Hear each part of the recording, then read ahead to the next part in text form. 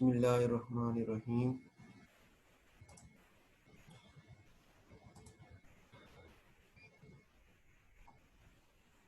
Student chapter number 12 में हम कार्बोनल compounds के रिएक्शंस डिस्कस कर रहे थे। वालेकुम सलाम। लास्ट टाइम हमने डिस्कस किया था बेस कैटालाइज्ड एडिशन रिएक्शन, तो आज हमारा ये लास्ट इसमें नेक्स्ट जो टॉपिक है वो है एसिड कैटालाइज्ड एडिशन रिएक्शन। इसका जनरल मैकेनिज्म तो शुरू में भी हमने एक डिस्कस किया था बेस के साथ, उसको दोबारा रिपीट कर लेते हैं। और यही मैकेनिज्म जो फॉलो होता है आगे जो एसिड कैटालाइज्ड एडिशन रिएक्शंस हैं उनके अंदर भी, कि आपका ये कार्बोनल कंपाउंड होता है, जब आप उसमें एसिड ऐड करें तो एसिड H प्लस साइन देगा, वो आपका इलेक्ट्रोफाइल है। H प्लस साइन इलेक्ट्रोफाइल है, तो ऑक्सीजन जो है वो माइनस पार्शियल माइनस चार्ज भी है, इसके पास दो लोन पेयर भी हैं, तो ये न्यूक्लियोफाइल के तौर पे एक्ट करता है। और न्यूक्लियोफाइल के तौर पे एक्ट करते हुए ये H प्लस आयन जो है उनके ऊपर अटैक करेगा। और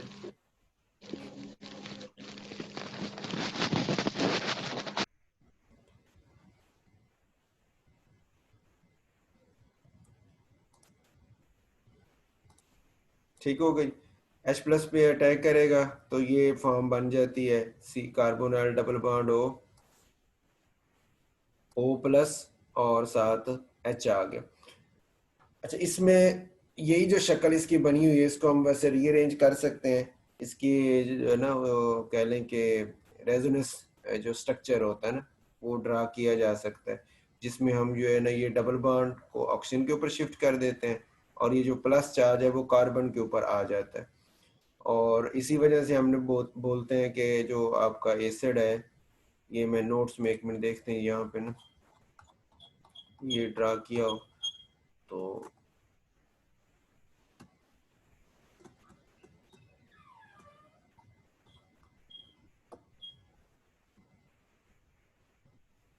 ये शक्ल ना कि कार्बोनाइल ऑक्सीजन जो है हाइड्रोजन पे अटैक हुआ, ये O प्लस H के साथ बन गया ना, एक शक्ल ये। दूसरी शक्ल जो इसकी ये दो इलेक्ट्रॉन जो पाई बॉन्ड वाले ये ऑक्सीजन के ऊपर शिफ्ट हो जाए तो ऑक्सीजन का प्लस चार्ज तो खत्म हो जाएगा ना, कि उसके दो बॉन्ड होने चाहिए तो वो दो हो जाएंगे, लेकिन कार्बन के ऊपर प्लस चार्ज आ जाएगा क्योंकि कार्बन का यहाँ से इलेक्ट्रॉन ऑक्सीजन की तरफ चला गया, तो उसकी शक्ल ये वाली बन जाती है C प्लस और OH के साथ। तो ये रेजोनेंस स्ट्रक्चर है ये वाला, और ये वाला, ये दोनों आपस में रेजोनेटिंग स्ट्रक्चर है, ये स्टेबल है। नेक्स्ट टाइम में क्या होता है, जो न्यूक्लियोफाइल है वो आता है, वो उसी कार्बन के ऊपर अटैक करता है और जो डबल बॉन्ड जैसे वो पहले था उस मूव कर गया ऑक्सीजन की तरफ, और हमारे पास ये इस तरह का एडिशन प्रोडक्ट जो है वो आ जाता है। ये जनरल मैकेनिज्म हो गया, ये अलग से शॉर्ट क्वेश्चन हो सकता है, write the general mechanism for the addition of nucleophilic addition, acid catalysed nucleophilic addition. दूसरा जो अलग से शॉर्ट क्वेश्चन आता है सेकंड में, ये पास पेपर में आया हुआ सवाल कि कन्वर्ट फॉर्मल्डिहाइड इनटू मेटाफॉर्मल्डिहाइड, या right direction for the formation of metaformaldehyde, right direction for the formation of paraldehyde. ये दोनों का शॉर्ट क्वेश्चन पास पेपर में आया हुआ सवाल। उसमें सिर्फ आपने ये रिएक्शन ही लिखना है, इसका मैकेनिज्म नहीं है, इसका सिंपल रिएक्शन ही है कि ये तीन मालिक्यूल फॉर्मल्डिहाइड के एसिड की मौजूदगी में रिएक्शन करते हैं और ये स्ट्रक्चर है। इसी तरह तीन मालिक्यूल एसिटल्डिहाइड के एसिड की मौजूदगी में रिएक्शन करें तो ये वाला स्ट्रक्चर बन है। स्ट्रक्चर को आप ऐसे याद रख सकते हैं, ये फॉर्मल्डिहाइड में देखें ना CH2O है ना, कार्बन के साथ दो हाइड्रोजन और एक ऑक्सीजन है, CH2O। तो ये CH2O एक मालिक्यूल, ये CH2O दूसरा मालिक्यूल, ये CH2O तीसरा मालिक्यूल। तो तीन मालिक्यूल हेक्सागोनल स्ट्रक्चर में, 6 कोनों वाले स्ट्रक्चर में आपस में जुड़ जाते हैं, तो ये आपका मेटाफॉर्मल्डिहाइड बन गया। जो पैराल्डिहाइड है उसके अंदर भी ऐसा ही होता है, यही 6 3 मालिक्यूल आपस में जुड़ते जाते हैं, लेकिन यहाँ पे ये है ना कि जैसे यहाँ फॉर्मल्डिहाइड में से एक हाइड्रोजन को निकालें तो CH3, एक हाइड्रोजन को निकाल के CH3, तो आपने यही स्ट्रक्चर बनता है, सिर्फ यहाँ तीन ये CH2 है, उसमें से एक एक हाइड्रोजन निकाल के वहां पे CH3 और CH3 लगा देते हैं, बाकी स्ट्रक्चर वही है, तो इसको पैराल्डिहाइड का नाम देते हैं। उसके बाद रिएक्शन ऑफ अमोनिया डेरिवेटिव्स, ये इसने एक जनरल रिएक्शन दिया तो हुआ मैकेनिज्म टाइप ना, लेकिन अगर सवाल आता है ना, शॉर्ट क्वेश्चन आता है या लॉन्ग क्वेश्चन आता है कि write the mechanism for the addition of ammonia derivative, तो उस केस में आपने ये वाला मैकेनिज्म नहीं ड्रा करना, अगले पेज के ऊपर ना नेक्स्ट आगे जाके ये mechanism of reaction of ammonia derivatives, ये वाला मैकेनिज्म आपने ड्रा करना है। ठीक हो गया। उसके अगर शॉर्ट क्वेश्चन आता है तो वो पिछला तो उसने बिल्कुल टू दी पॉइंट दिया है ना, समराइज किया हुआ, ये जरा क्लियर है उसका ना, मतलब ज्यादा डिटेल से मैकेनिज्म आता है और यही आपने लिखना है। अगर सवाल आया कि mechanism for write the mechanism for the nucleophilic addition of ammonia derivatives to carbonyl compounds, पहला स्टेप आपका ये है जी कि कार्बोनल कंपाउंड जो उसको H+ से आप ट्रीट करते हैं, तो उसी तरह ये कार्बन प्लस के साथ आपके पास प्रोडक्ट आ गया, पहला स्टेप। सेकंड स्टेप में अमोनिया के डेरिवेटिव, अमोनिया होती है ना, NH3 होता है, एक नाइट्रोजन से 3 लोन पेयर जुड़े होते हैं, 3 हाइड्रोजन जुड़ी होती हैं और एक लोन पेयर इसके पास होता है ना अमोनिया के पास। अमोनिया डेरिवेटिव से मुराद ये कि उस 3 हाइड्रोजन में से एक हाइड्रोजन हट के उसकी जगह कोई और ग्रुप आके जुड़ गया, जिसको यहाँ G से शो कर रहा है। तो बाकी मैकेनिज्म तो सबका सेम आएगा, सिर्फ वो जी वाला जो पार्ट है वो हर एक का चेंज हो रहा है, उसी में चेंज आएगी। मैकेनिज्म सबका सेम, प्रोडक्ट भी सबकी सेम आएगी, सिर्फ जी में डिफरेंस आएगा, जी जो जनरल ग्रुप लिखा हुआ है। अब होता क्या कि ये जो नाइट्रोजन का लोन पेयर है, ये लोन पेयर कार्बन पे अटैक, ये न्यूक्लियोफाइल बना हुआ है, वो कार्बन के जो प्लस चार्ज के साथ इलेक्ट्रोफाइल बना हुआ है उसके ऊपर अटैक करता है और ये वाली फॉर्म बन जाती है। अब चूंकि नाइट्रोजन के तो 3 बाड होते हैं ना, तो लेकिन जब ये अटैक करेगा तो नाइट्रोजन के 4 बाड हो गए, ठीक है, 4 बाड की वजह से नाइट्रोजन के ऊपर प्लस चार्ज आ जाएगा। ठीक हो गया।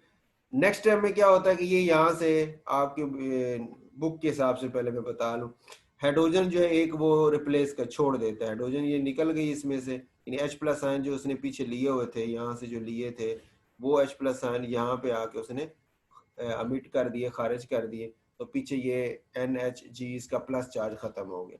नेक्स्ट टाइम में क्या होता है कि ये ऑक्सीजन का जो 2 लोन पेयर है ना ऑक्सीजन के ऊपर, वो लोन पेयर हाइड्रोजन को कैप्चर कर सकते हैं और वाटर बना सकते हैं। लेकिन यहाँ पे इन्होंने ऐसे किया है जी कि H+ आयन एसिड तो वहाँ मौजूद है ना मीडियम के अंदर, तो वही एसिड जो होता है H+ आयन उससे OH लेके OH2 वाटर बन जाता है, फिर बाद में ये H+ आयन वहाँ से निकल जाता है और ये इलेक्ट्रॉन इधर आके डबल बॉन्ड बन गए और ये H2O वाटर बन के भी निकल गया और यहाँ पे हमारे पास एक डबल बॉन्ड Ng बन जाता है। मैकेनिज्म, अच्छा इसमें मैं इसको थोड़ा सा रीजन इसकी बता दूं, ये H+ जैसे निकल के जाता है ना, H+ खुद ब खुद कभी भी नहीं निकलता, वो यही है कि जो एसिड आपने लिया हुआ ना, एसिड जिसने H+ दिया उसका एक नेगेटिव, जैसे मैंने H2SO4 लिया तो H+ तो आ गया, तो पीछे HSO4 माइनस बच गया, वो HSO4 माइनस जो होता है वो फिर आके यहाँ से हाइड्रोजन को छीन लेता है, H2SO4 बना लेता है और ये इस शक्ल में चला गया। फिर इसी तरह उसके और मालिक्यूल्स भी हैं, वो H+ आयन देते हैं, तो ये OH2 प्लस बन गया, OH2 प्लस में चला गया। और फिर उसी तरह उस H2SO4 का जो नेगेटिव पार्ट है वो इस H+ को टेक कर लेता है, तो ये वाले इलेक्ट्रॉन यहाँ पे आके डबल बॉन्ड बना लेते हैं और ये वाला इलेक्ट्रॉन ऑक्सीजन के ऊपर जाके OH2 वाटर की शक्ल में निकल जाता है और हमारे पास ये डबल बॉन्ड के साथ प्रोडक्ट आ जाता है। ठीक हो गए। ये तो आपकी बुक में मैकेनिज्म है जी, इसको मैं नोट्स में वैसे थोड़ा सा रीअरेंज किया है, चेंज किया हुआ, वो ये कि पहला स्टेप तो वही है, सेकंड स्टेप पे जो पहला स्टेप है आपका है अटैक, वो उसी तरह होता है। फिर जो हाइड्रोजन थी ना, इस नाइट्रोजन के साथ हाइड्रोजन, वो ये OH ये कैप्चर कर लेता है और OH2 प्लस बन जाता है और ये आगे जी वो बाकी एन नाइट्रोजन का प्लस चार्ज खत्म हो जाएगा। फिर अगले स्टेप में वाटर जो है, मीडियम में वाटर मौजूद है, वो H+ ये ले लेता है, तो H3O+, यानी H+ जो आया था वो H3O+ अब वापस हो गया। ठीक हो गया। और यहाँ से इलेक्ट्रॉन यहाँ पे आके डबल बॉन्ड बना लेते हैं, C डबल बॉन्ड N हो जाता है और ये H2O+ ये यहाँ से निकल जाता है वाटर बना के और ये हमारे पास स्ट्रक्चर बन जाता है इसका। ठीक हो गया। तो ये मैकेनिज्म भी ड्रा हो सकता है और वो वाला भी ड्रा हो सकता है, जो आपको इजी लगे आप उसको फॉलो कर सकते हैं। अच्छा, अब इसमें जो जी है, जी की वेरिएशन क्या है, ये इसने एग्जांपल दी है, ये ना जी की जगह OH ग्रुप हो सकता है, जैसे ये देखें ना NH2 था ना, और जी की जगह OH लगाया तो उसको कहते हैं हाइड्रोक्सिल अमीन। जी की जगह NH2O, यानी NH2 और NH2, जैसे ये NH2 और इसको हाइड्राजीन कहते हैं, ठीक होगा। या जी की जगह NHC6H5O, फिनाइल और NH ग्रुप, ये C6H5NO, इसको बोलते हैं फिनाइल हाइड्राजीन, ठीक होगा। या जी की जगह ये NHCONH2O, अमाइड, इसको सेमी कार्बाजाइड, ये लिखा हुआ सेमी कार्बाजाइड बोलते हैं, ठीक हो गए। या इसकी जगह 2,4 डाइनाइट्रोफिनाइल हाइड्राजीन, वो वाला ग्रुप हो सकता है। मतलब ये सारी वेरिएशन इसकी था। अच्छा, आपकी एक्सरसाइज में ना इसका लॉन्ग क्वेश्चन आया हुआ पास पेपर में, उसमें उसने कहा था right the mechanism for the phenyl hydrazine, यानी यहाँ पे जो आपकी बुक पे मैकेनिज्म है वो लिखा हुआ जी के साथ। जी जी, यहाँ जो मैकेनिज्म लिखा हुआ है वो जी के साथ लिखा हुआ है। और आपकी बुक में जो एक्सरसाइज में लॉन्ग क्वेश्चन है वो उसने लिखा हुआ है कि फिनाइल हाइड्राजीन के साथ मैकेनिज्म लिखे। तो फिर आपने सब यही चीज रहेगी, सिर्फ जी की जगह आपने वो C6H5 और NH ये लिख देना, ये C6H5 और NH लिख देना, बाकी सारा मैकेनिज्म वही चलेगा जो आपने जनरल याद किया होगा। ठीक, अब इसमें सवाल जो आते हैं ना आपके पास पेपर में, वो या तो उसका मैकेनिज्म आता है जर्नल के हिसाब से, या जैसे मैंने ये लॉन्ग क्वेश्चन आपको फिनाइल हाइड्राजीन का बता दिया, इसका लॉन्ग क्वेश्चन हो सकता है जो पास पेपर में। उसके अलावा पास पेपर में इसके सवाल अगर आए तो ठीक है, आए कोई नहीं, लेकिन अगर आए तो फिर वो ये सिंपल रिएक्शन ही आपसे पूछ सकता है कि write the reaction of ethanol and propanol, एक अल्डिहाइड और एक कीटोन है, उनका हाइड्रोक्सिलामीन के साथ रिएक्शन लिखें, ठीक होगा। तो ये प्रोडक्ट बन जाता है। प्रोडक्ट उसी तरह ही आपका कि जो कार्बन के साथ जो चीजें जुड़ी हैं वो वैसे रहेंगी, ये डबल बॉन्ड O खत्म होके डबल बॉन्ड N हो जाता है, और N के साथ ये जो OH जुड़ा हुआ वो वैसे, ये ऐसे रखना ना, N के साथ जो NH2 है ना, 2 हाइड्रोजन वो, और ये ऑक्सीजन में निकल के वाटर बन के निकल गया, और नाइट्रोजन आके यहाँ डायरेक्ट कार्बन के साथ उसी तरह डबल बॉन्ड के साथ आके जुड़ गई, और नाइट्रोजन के साथ जो कुछ जुड़ा हुआ है जैसे OH है तो OH ही रह जाएगा, जो चीज भी अटैच हो वैसे आ जाए।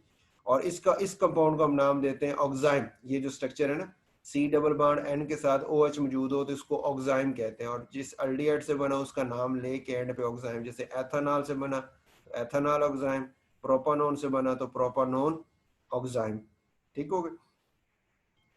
Reaction with phenyl hydrazine, phenyl hydrazine में सेम उसी तरह रिएक्शन है, आपका प्रोडक्ट भी वैसे बनेगा, लेकिन नाम इसमें ये है कि इसका एथेनॉल से बना रहे तो एथेनॉल फिनाइल हाइड्राजोन, जो प्रोडक्ट है उसका नाम हाइड्राजोन हो गया।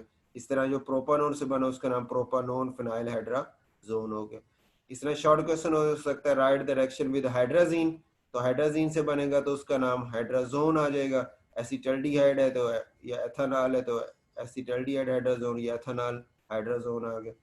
इस तरह एसीटोन हाइड्राजोन या प्रोपानोन हाइड्राजोन आ गया।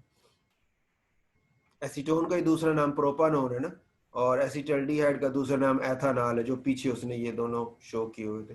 तो वो वाले नाम ले लें IUPAC वाले, या ये जनरल नाम के साथ भी लिखा जा सकता है। उसके बाद रिएक्शन विद 2,4 डाइनाइट्रोफिनाइल हाइड्राजीन, ये फिनाइल ग्रुप है ना, और उसके ऊपर ये NH और NH2 हाइड्राजीन लगा हुआ है, और 2,4 नाइट्रो, यानी ये 1 पोजीशन है ना हाइड्राजीन वाली, तो उसकी दूसरी पोजीशन पे भी नाइट्रो है, और 3,4 चौथी पोजीशन पे भी नाइट्रो, तो इसलिए इसको नाम दे रहे हैं 2,4 डाइनाइट्रो फिनाइल, ये वाला हो गया, और ये हाइड्राजीन हो गया, ठीक होगा।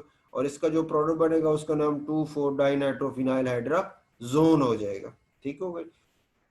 अच्छा, इस रिएक्शन की खूबी ये है कि ये एल्डिहाइड या कीटोन के साथ रिएक्शन करके ये प्रेसिपिटेट बनाता है, और इसके प्रेसिपिटेट बनाना हमें यानी अल्डिहाइड्स को या कीटोन्स को दूसरे कंपाउंड से फर्क करने में हेल्प कर सकता है, यानी इसको टेस्ट आइडेंटिफाई करने के तौर पे, टेस्ट के तौर पे इस्तेमाल किया जा सकता है। ये अंडरलाइन भी आप कर लें MCQ के तौर पे ना, कि identification aldehyde and ketone because 2,4 dinitrophenyl hydrogen are usually yellow और ऑरेंज क्रिस्टलाइन सॉलिड, ये येलो होते हैं या ऑरेंज क्रिस्टलाइन सॉलिड्स होते हैं, तो इस वजह से ये प्रेसिपिटेट्स यानी बन जाते हैं, तो हम इनको आइडेंटिफाई करने के लिए इस्तेमाल कर सकते हैं। मैकेनिज्म का शॉर्ट में भी हो सकता है, लॉन्ग क्वेश्चन में भी हो सकता है, जैसे फिनाइल हाइड्राजोन का मैंने बताया पास पेपर में एक्सरसाइज में भी, और पास पेपर में भी लॉन्ग क्वेश्चन में ये आया हुआ सवाल। उसके बाद है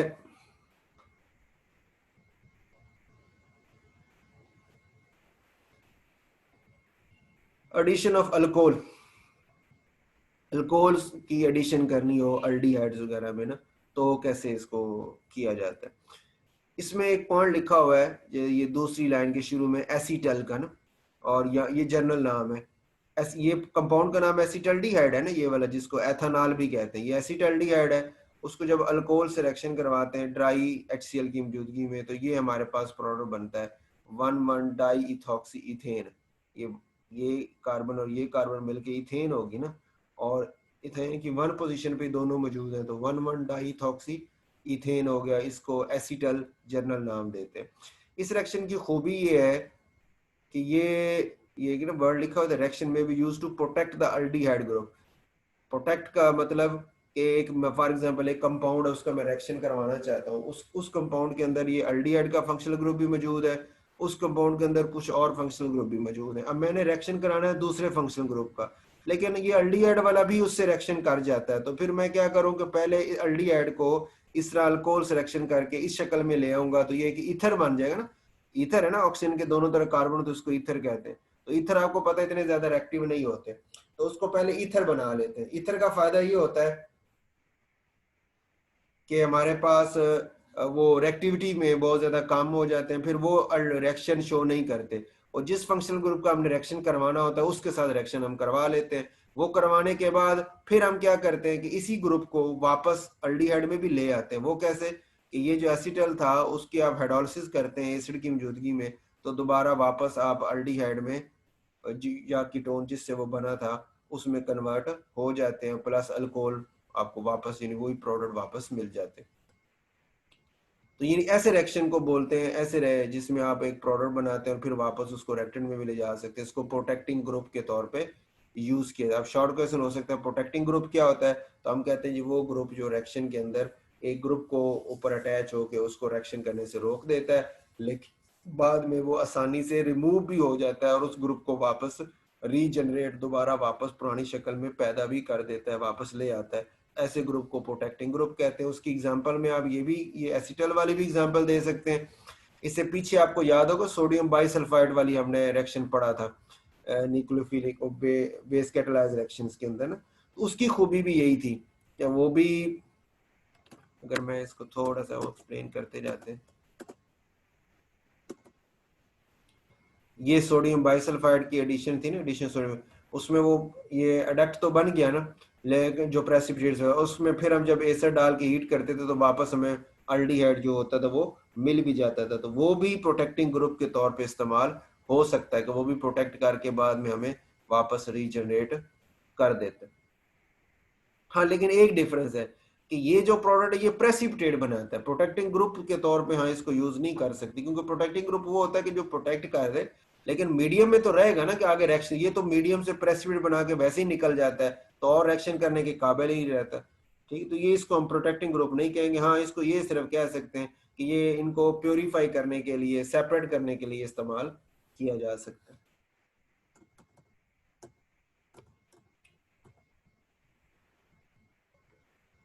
अच्छा, इसमें आपके पास पेपर में ना एक तो शॉर्ट क्वेश्चन ये आया एडिशन ऑफ एसिटल फॉर्मेशन के हवाले से, एक शॉर्ट क्वेश्चन था। दूसरा addition of alcohols to aldehyde या कीटोन जो है उसके हवाले से क्वेश्चन हो सकता है जी। सर ये एसिड कैटालाइज जो उनसे रिएक्शंस हैं, इसके ऊपर नोट्स में इतने क्वेश्चन नहीं है इसके रिएक्शन के। नोट्स में हाँ जी। अभी चलो नोट्स अभी देख लेते हैं। सारे जो आपके रिएक्शन अलग अलग दिए तो होंगे उसमें, ये दिए हुए वैसे, मतलब शॉर्ट नहीं, क्वेश्चन सब। रिएक्शंस के नहीं दी। अच्छा ये ऊपर से ही है भाई, रिएक्शन विद हाइड्रोक्सिलेमाइन ये भी नहीं है, रिएक्शन विद फिनाइल हाइड्रोजाइन ये भी नहीं है। अच्छा अच्छा, नहीं नहीं, वो तो वो जनरल दे दिया ना, मतलब ये जनरल मैकेनिज्म दिया हुआ उसमें, और उसकी ये नहीं, ये रिएक्शन वगैरह जो शॉर्ट क्वेश्चन के हवाले से ना, ये फिनाइल हाइड्रोजन का मैंने को बताया लॉन्ग क्वेश्चन आपकी एक्सरसाइज में भी है, तो वो उसका मैंने ये मैकेनिज्म उसी के हिसाब से भी ड्रा कर दिया हुआ। बाकी ये रिएक्शन इसमें दिए हुए एसिटल दिए हुए, और ये एसिटल का आ गया, बस यही तक। वो दूसरे नहीं दिए, वो तो जनरल है ना, वो एक वो जी के साथ आप खुद भी रिप्लेस कर सकते हैं, तो मेरा नहीं ख्याल कि उसमें मैं दोबारा रिप्रोड्यूस करता, उस वजह से नोट्स में वो अलग से उसमें सिर्फ रिएक्शन ही शो करने थे ना, तो वो तो बुक में भी दिए हुए, तो इस वजह से उसको शो नहीं किया। चलो वैसे ऐड कर लेने चाहिए, चलो कर लेंगे जब टाइम मिलेगा, तो इसको भी करके नोट्स को कंप्लीट कर लेंगे जी इसमें। उसके बाद अच्छा एक मैं बात कर रहा था क्वेश्चन की, एक तो ये आपका था एसिटल फॉर्मेशन का शॉर्ट क्वेश्चन इसका ना पास पेपर में। दूसरा एक एमसीक्यू आया था कि ये जो एसिटल नहीं बना हुआ आपके सामने बना हुआ है कार्बन के साथ ये चार यानी ग्रुप जुड़े हुए हैं, तो एमसीक्यू उसने ये पूछा था कि जो एसिटल के अंदर कार्बन होती है वो कार्बन की जो पोजीशन है वो स्ट्रक्चर जो है वो क्या बनता है या उसकी हाइब्रिडाइजेशन क्या बनती है। तो आप कार्बन के साथ चार बाड बन रहे हैं ना, तो चार बाड आपको पता है वो sp3 हाइब्रिडाइजेशन जो होती है उसके चार बाड होते हैं ना उसके अंदर सिंगल बाड। तो ए एमसीक्यू हमारा यहाँ पे ये बनता है कि ये एसिटल के अंदर जो कार्बन होती है वो sp3 हाइब्रिडाइजेशन में है, या उसकी जो ज्योमेट्री देखें तो टेट्रा sp3 हाइब्रिडाइजेशन में आपको याद होगा वो टेट्राहेड्रल ज्योमेट्री हम उसको बताते थे ना, एक से एक कार्बन से चार चीजें जुड़ी हुई हैं, तीन नीचे और एक ऊपर की तरफ हो, तो वो चार टेट्राहेड्रल ज्योमेट्री को नाम देते हैं। तो एमसीक्यू इसकी ज्योमेट्री के ऊपर आया था या हाइब्रिडाइजेशन के ऊपर आया था, तो वो आप यहाँ पे मार्क कर लें, मे भी रिपीट हो।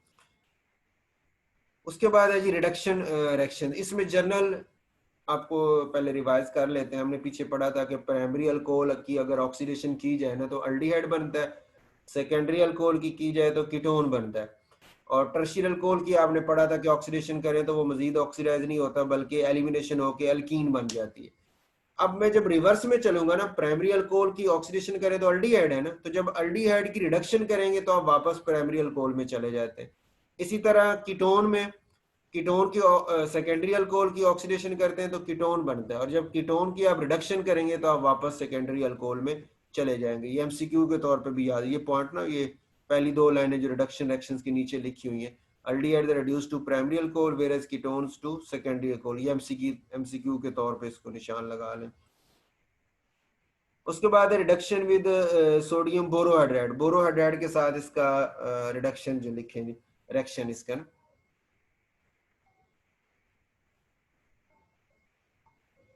पहले इसका मैकेनिज्म डिस्कस कर लेते हैं तो फिर ओवरऑल ना जनरल रिएक्शन मैकेनिज्म इसका ये आता है। ये आपके पास है ना बोरोहाइड्राइड है सोडियम NaBH4 ना, सोडियम ये आयोनाइज होता है, आयोनाइज होके अब यहाँ तो इसने लिखा नहीं, मैं इधर देख लेता हूँ।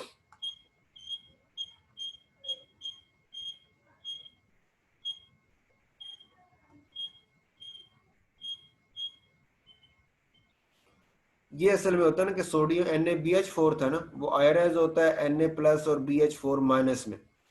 अब BH4 माइनस में BH3 जो है ना ये स्टेबल कंपाउंड है, तो H माइनस उसमें से सेपरेट हो सकता है, आपकी बुक पे वैसे यही लिखा हुआ है, लेकिन हकीकत में ना वैसे लॉजिकली जो रिएक्शन होता है उसमें ये BH4 माइनस पूरे का पूरा आके रिएक्शन शो करता है इसके साथ ना, मतलब ये H माइनस अकेला इस तरह नहीं होता मीडियम के अंदर।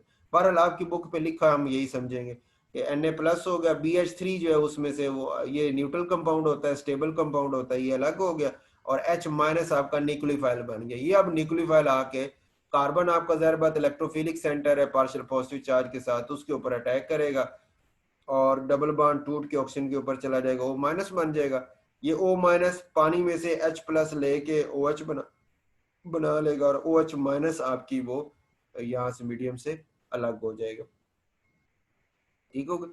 तो अब ये जो रेक्टेंड और प्रोड को अगर कंपेयर करें, यहाँ C डबल बॉन्ड O था और यहाँ पे क्या हुआ कि C double bond O single हो गया, एक हाइड्रोजन ऑक्सीजन के साथ जुड़ गई है, एक हाइड्रोजन कार्बन के साथ जुड़ गई है, यानी डबल बॉन्ड O खत्म होके ऐसे समझे कि जैसे हाइड्रोजन हमने ऐड किए, एक हाइड्रोजन इसका कार्बन के साथ, एक हाइड्रोजन ऑक्सीजन के साथ, और डबल बॉन्ड को सिंगल कर दिया, तो ये हमारे पास अल्कोहल बन गई, ये ओवरऑल रिएक्शन हो गया, ठीक हो गया।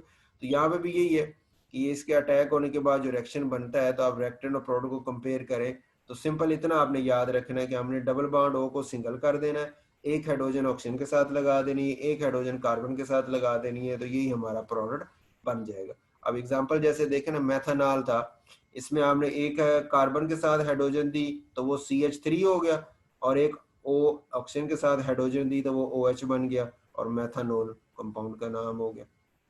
इसी तरह एथानॉल है, उसमें भी ये रिडक्शन करेंगे तो एथाइल अल्कोहल हो गया। इसी तरह प्रोपानोन है, तो उसमें ये कार्बन, इस कार्बन को एक हाइड्रोजन दे दी, ठीक हो गया, और एक ऑक्सीजन को हाइड्रोजन दे दी, तो ये 1 2 3 2 पे है ना OH ग्रुप, तो 2 प्रोपानोल बन गया।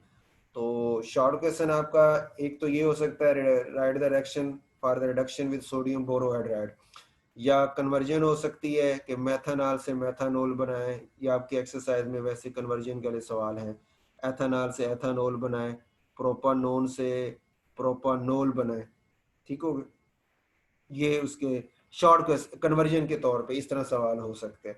तीसरा सवाल इसके अंदर जो शॉर्ट कैसे बनता है वो मैकेनिज्म का है, कि मैकेनिज्म ड्रा कर दें, तो उसमें आप ये मैकेनिज्म ड्रा कर लेते हैं। उसके बाद है कैटालाइटिक रिडक्शन, ये अलग से शॉर्ट क्वेश्चन बनता है, discuss the catalytic reduction of carbonyl compounds, ठीक हो। अब कैटालाइटिक रिडक्शन का मतलब ये है कि कैटलिस्ट की मौजूदगी में, यानी हाइड्रोजनेशन आप कर रहे हैं, हाइड्रोजन ऐड कर रहे हैं, कार्बन और ऑक्सीजन के ऊपर डबल बॉन्ड सिंगल हो जाता है, वही जो ऊपर हुआ, लेकिन हमारे पास जो रिएक्शन की कंडीशंस है वो इस वक्त प्लैटिनम ले लेते हैं, या पैलेडियम ले लेते हैं, या फिर निकल ले लेते हैं, तो इनकी मौजूदगी में हाइड्रोजनेशन हम करते हैं तो हमारे पास अल्कोहल्स बन जाती हैं। उसके बाद ऑक्सीडेशन रिएक्शन, ये दो सेपरेट शॉर्ट क्वेश्चन बनते हैं। ऑक्सीडेशन ऑफ अल्डिहाइड को डिस्कस करें, ये अलग शॉर्ट क्वेश्चन है, और ऑक्सीडेशन ऑफ कीटोन का अलग शॉर्ट क्वेश्चन है। दो सेपरेट यानी शॉर्ट क्वेश्चन हमारे पास आते हैं।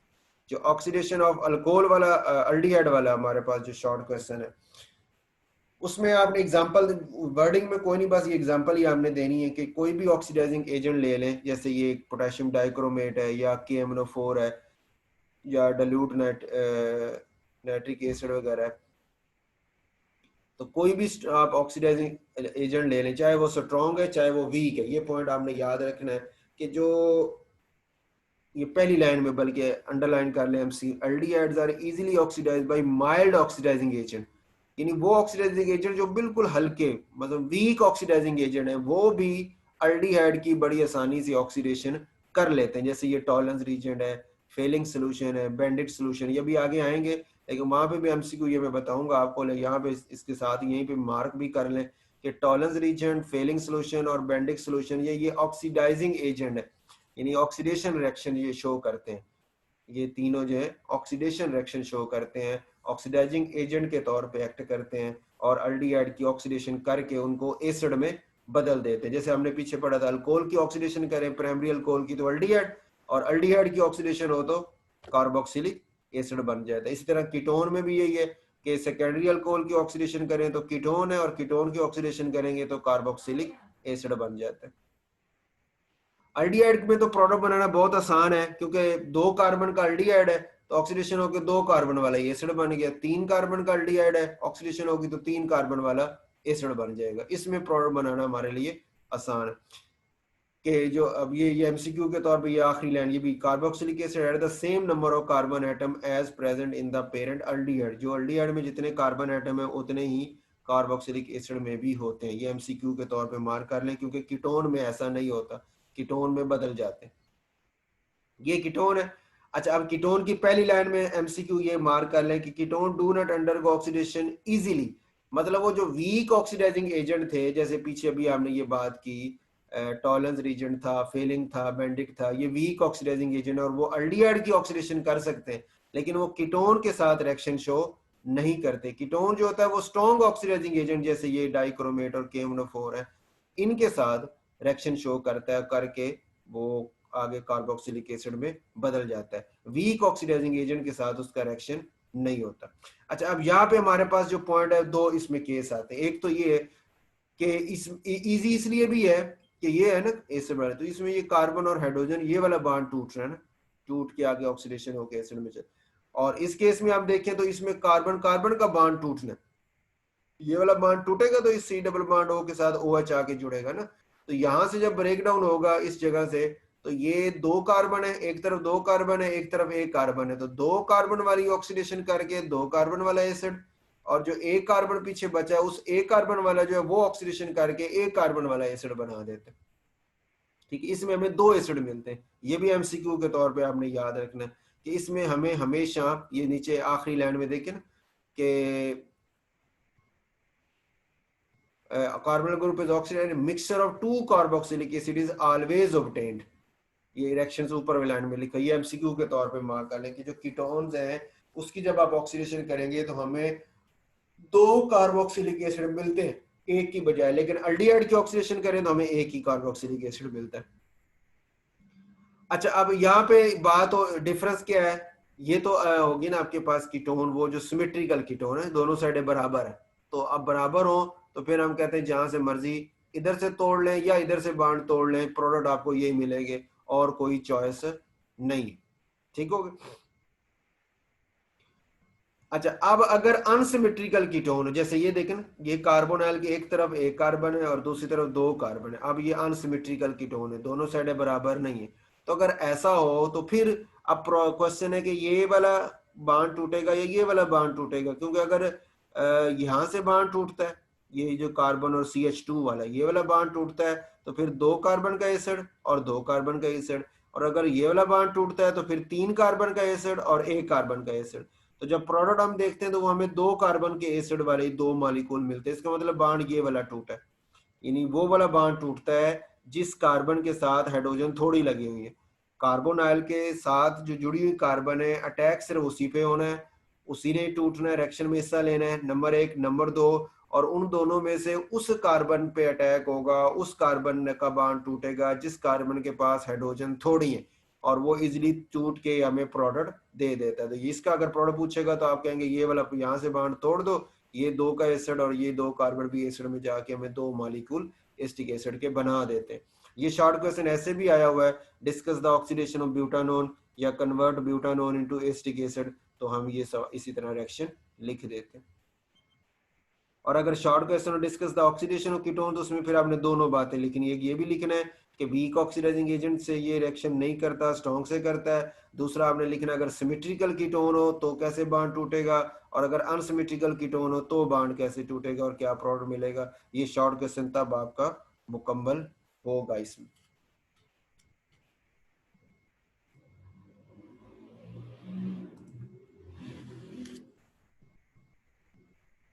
ठीक हो गई। आगे आइडेंटिफिकेशन वाला ये लंबा काम है यूज, ये फिर कल इंशाल्लाह करते हैं इसके, कल फिर इसके साथ इसकी एक्सरसाइज, क्योंकि इसमें ना टॉपिक्स तो मैंने सारे साथ पढ़ाते हैं लेकिन वो उसके ना MCQs वगैरह डिस्कस नहीं किए, तो ये मुकम्मल हो जाए तो फिर इंशाल्लाह एक्सरसाइज इसके साथ ही फिर स्टार्ट कर लेंगे।